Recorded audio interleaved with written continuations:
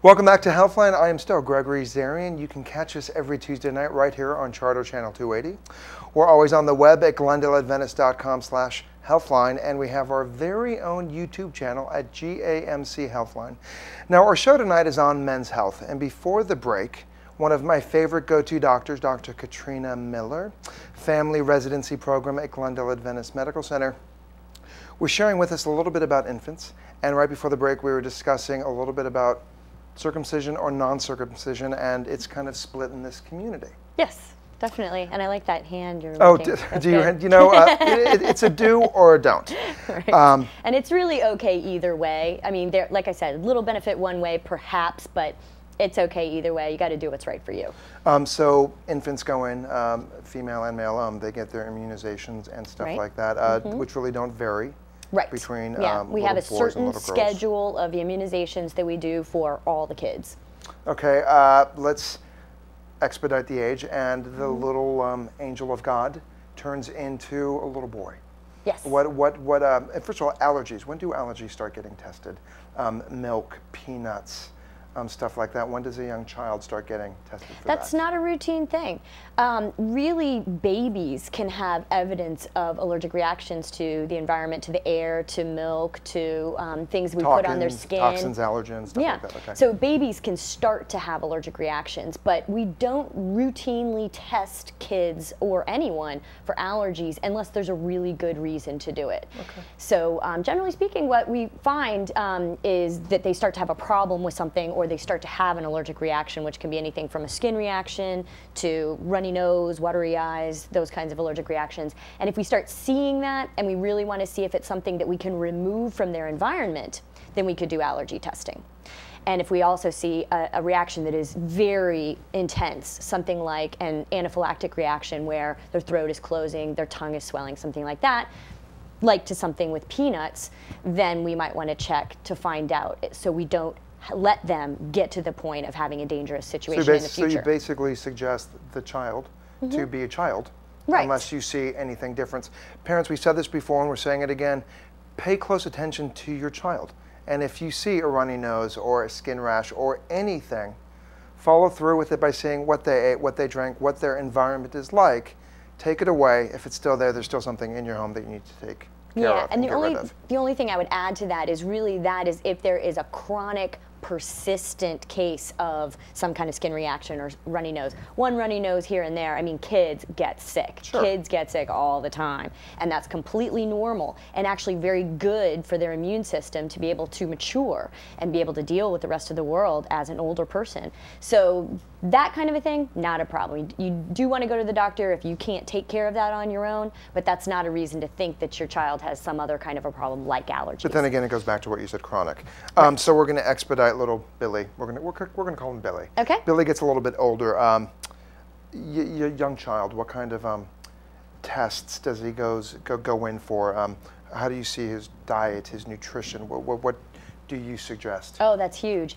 I mean, diet and nutrition is so big these days. Unfortunately, as you know, the American population, global the world, pandemic of obesity. And so the biggest thing I think we can do as doctors, as parents, as anyone taking care of kids, is to make sure they eat healthily, and like I've always said, a colorful plate, and make sure they get lots of activity, lots of exercise. Mommy, I don't want to eat my broccoli. Now again, you could probably tell that I'm Billy. Mommy, I don't want to eat my broccoli, I don't want to eat my veggies. How do you engage a young boy to eat his veggies, his That's salad? A good question, and I think, you know, the answer is going to be different for all kinds of people. I mean, some kids really love the veggies. Some kids love the veggies early on, and then later on don't like it as much. Some kids get to the point where they're too cool for liking the veggies. So it really depends on what you have going on, what your family scenario is. But I just tell people to try to start very early. The earlier you start, give me an age, the more, please. Well, we start with actually giving kids solid foods at 6 months of age. Okay. So even that early, if you start by giving them very healthy foods as opposed to less healthy foods, they're going to get more used to those healthy foods and want them, and their body will want them as well. So even starting that early, start with healthy foods, and then they're more likely to want that. Liquids, water, milks, whatever they crave. How about juices? We have Sorry? Juices? Juices. Juices are a lot of sugar, and they don't have the fiber of the fruit. And so we really prefer for kids to eat the actual whole fruit so they can get the fiber from it as well as the nutritional elements of it, the vitamins and minerals and things like that.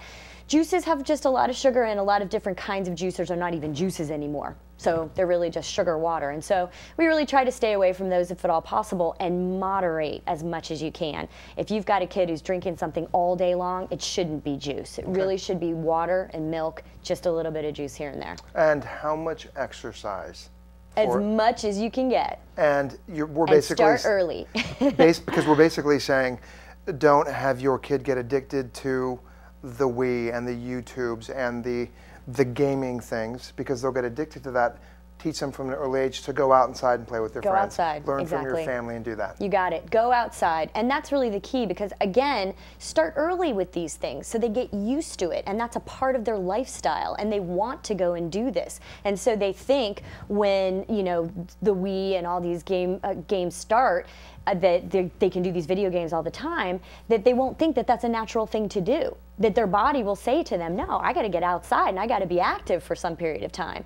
But the later you start exercise, the less it is a part of your system, and the more likely you are to fall into other kinds of habits and other kinds of unhealthy things for you. So you're basically saying, and I see this with my nephew, let a boy be a girl. I mean, let a boy be a boy. Yeah. And go out and play hard, and parents be involved with your family's activities. Definitely. You have to, because I remember when we were kids, we learned to play outside, and our parents were right there to watch. Okay. Right. And if the parents aren't there, why would the kids think that's a good idea?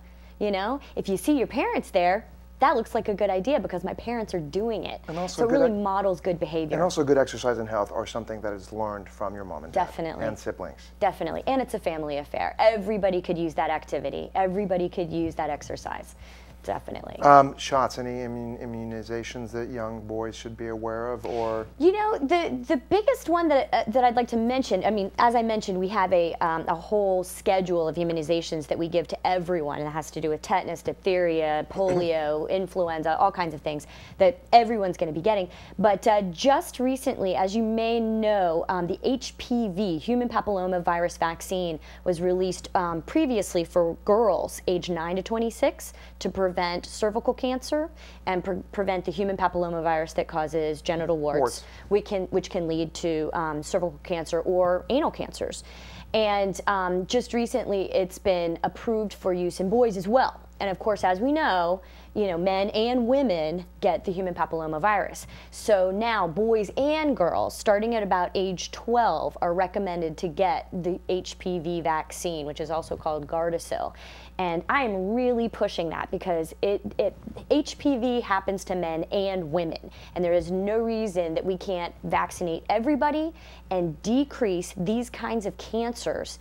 70% of these cancers can be decreased because of this vaccine. That started at an early age. Don't go away. More with Dr. Miller, and Billy is going to age into a young teen and a young man. Don't go away. Thanks.